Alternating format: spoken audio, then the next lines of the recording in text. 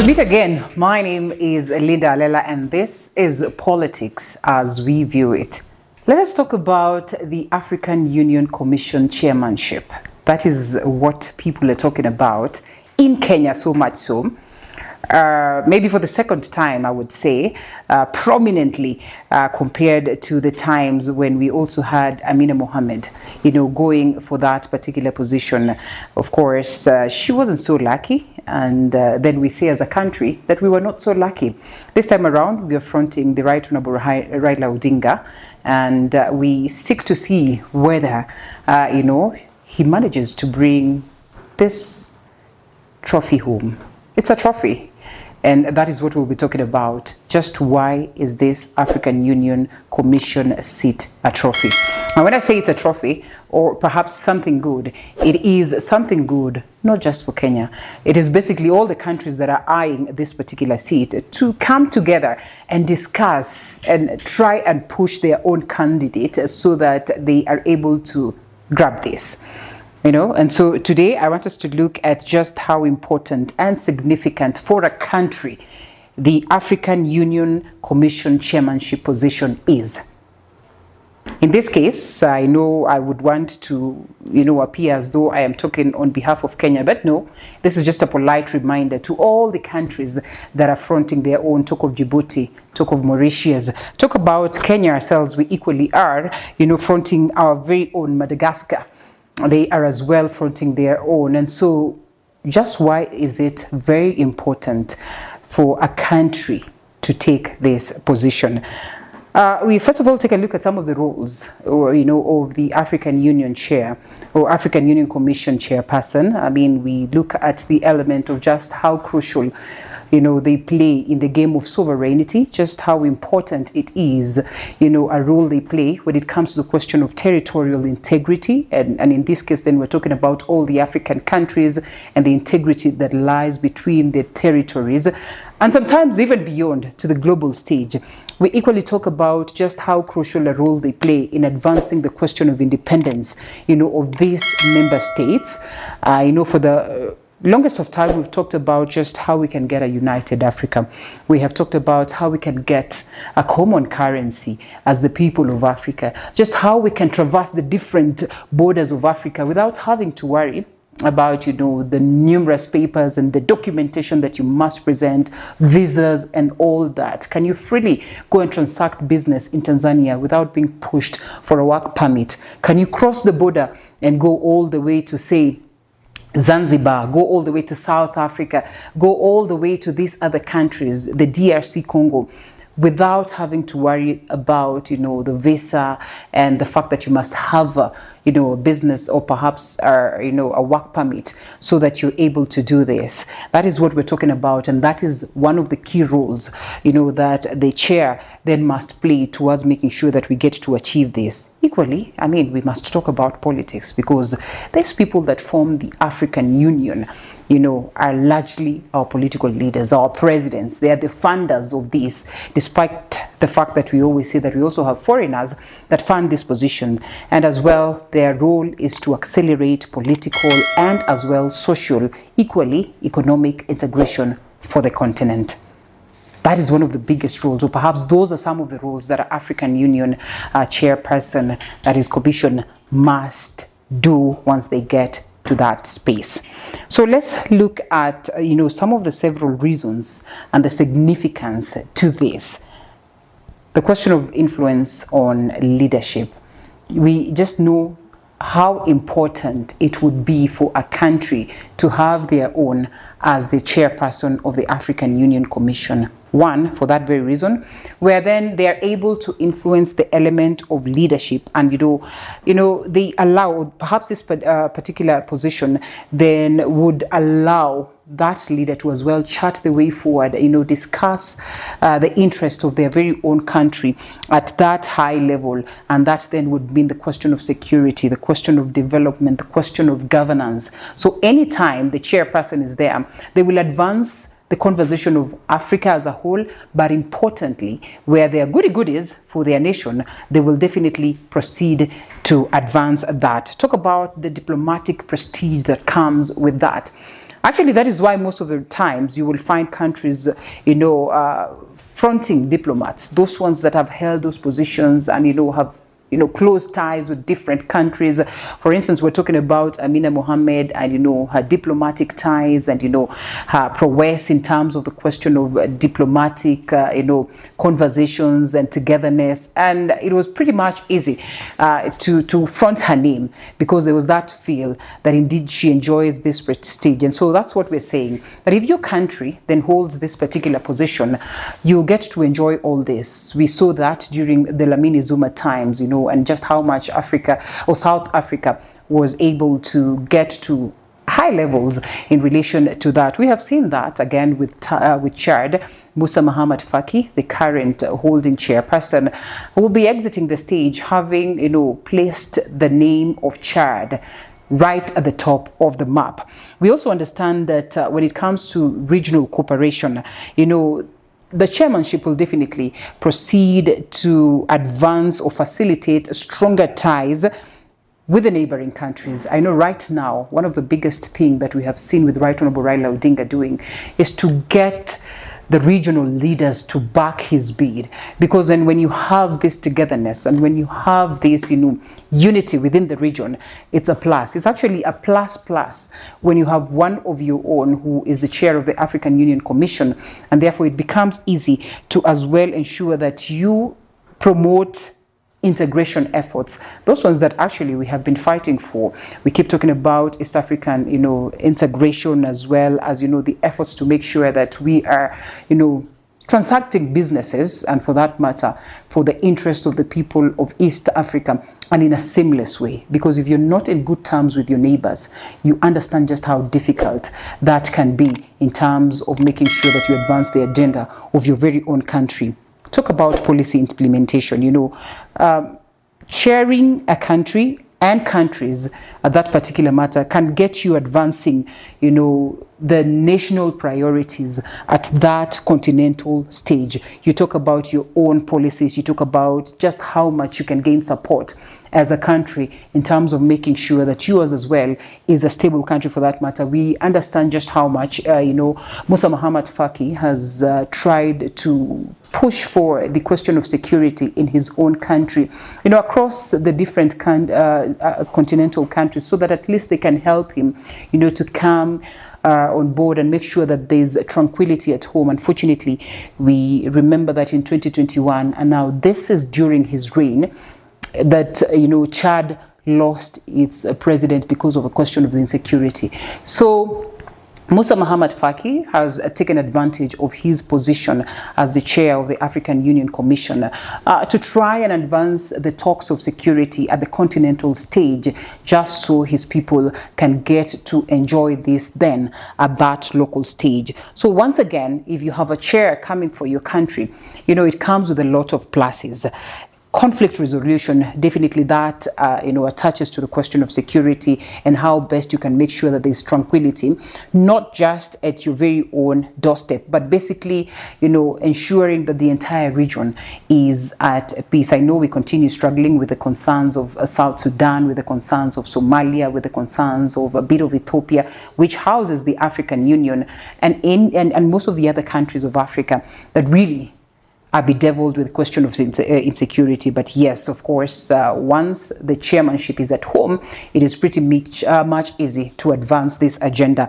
Well, economic opportunities, every time that you go to that stage, whether it's the global stage or the continental stage, as a chairperson, you have your ears wide open, your antennas up to see just how much you can advance the economic opportunities for Africa, but more so for your very own country. And therefore, if there's anything that comes along that, would get you having an advantage as a country, in the increase of trade activities and cooperation, I'm sure you'll definitely proceed to advance that. That is why we say it is incumbent upon every other nation that is fronting a candidate to do as much lobbying as possible to ensure that then their candidate is a winner. I think as Kenyans, we have seen just how much, the president himself, of course, the country has come out, in a bid to support the Right Honorable Raila Odinga, the president traversing different parts of the world with him, just so he can continue to lobby. Your Excellency, Kenya is seeking Zimbabwe's support, having presented its candidate for the AU Commission Chair for 2025-2028. We talk about the complexities that come along with, just trying to front your own and successfully for that matter. And so we know the complexities that come along with this talk of Anglophone as well as, Francophone and other phones in terms of, getting backing.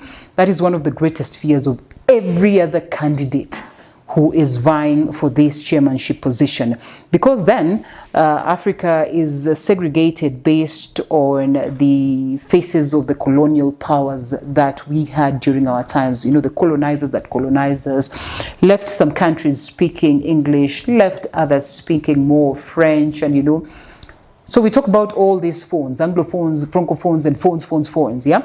And we say that the influence continues to linger across the different parts of Africa. So most of the times when we are voting, especially in such spaces, continental spaces, we always are keen to align ourselves to such angles. And that would be a huge complexity for any other candidate, And when we're talking about this, it reminds me of the fear of most African countries and the Africans themselves. They have constantly asked, from the time the African Union was formed, and of course holding a different name, metamorphosizes to now the African Union, just how much have they achieved out of it?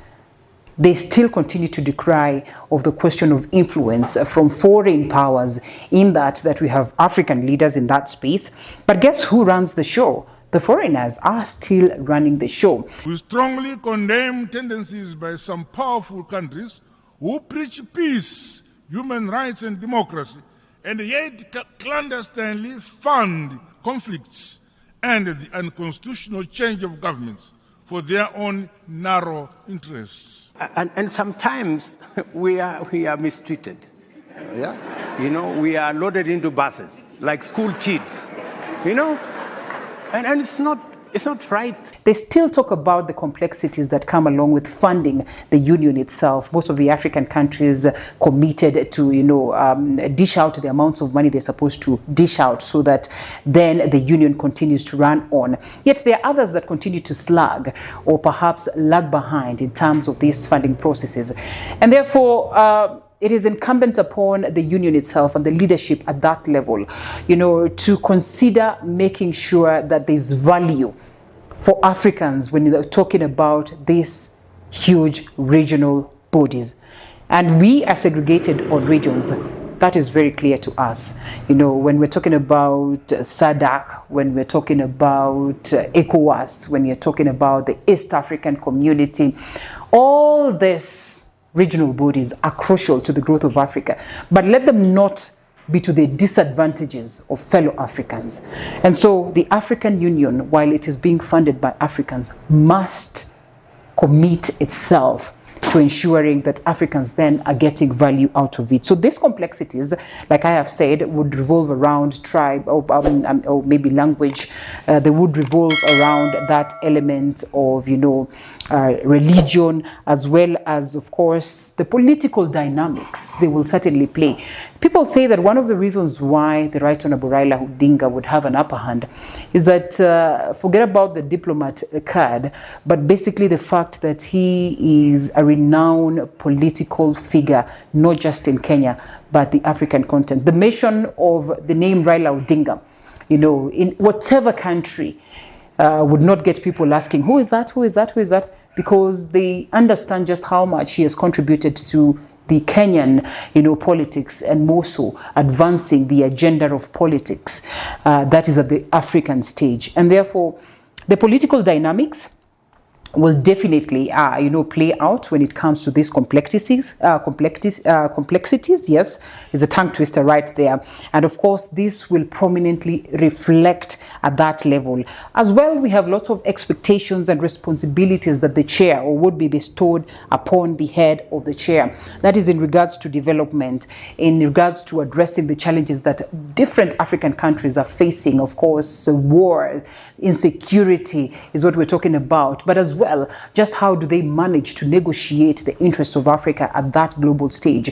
The other time we had the Africa-China Summit, or the China-Africa Summit, questions continue to be asked as to what is there or what is in for the people of Africa. 50-50 negotiations. Are they always the case, or is it 70-30 where Africa gets 30 and the bigger brothers then get 70? I mean, the complexities then would come along with the question of resources or resource constraints.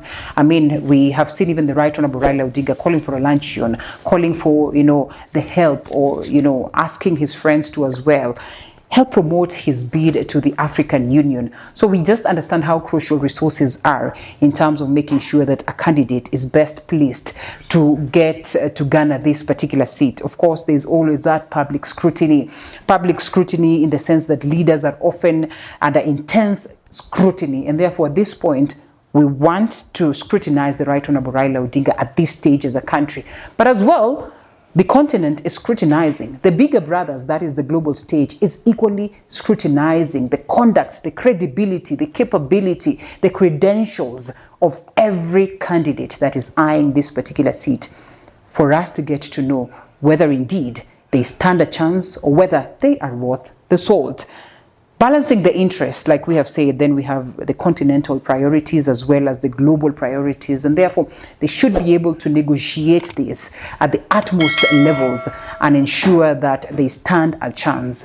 And of course, as well, they are able to convince the rest of the people or the rest of the countries that indeed they are capable of handling this. Of course, we talk about conflict resolution. I remember the other time, or recently, we had the Gen Z protests, and that would have been a big blow to the Right Honorable Raila Odinga if the protests were to escalate further. Because then at that continental stage, you'd be asked a simple question, as simple as, why is it that there's a lot of animosity at home, yet you come here to tell us that you're capable to handle the troubles of the entire continent? And therefore, maybe there was that need for them to calm the storm.